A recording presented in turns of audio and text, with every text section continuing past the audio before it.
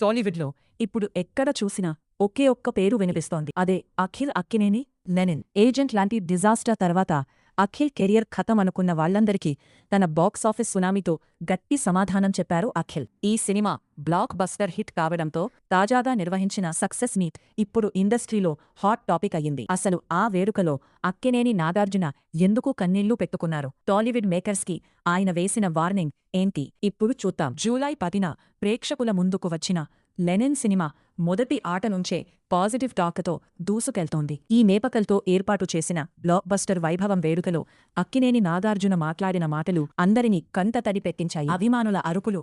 ఈ విజయం కోసం అఖిల్ ఇన్నేళ్లుగా ఎంతగానో ఎదురుచూశాడు.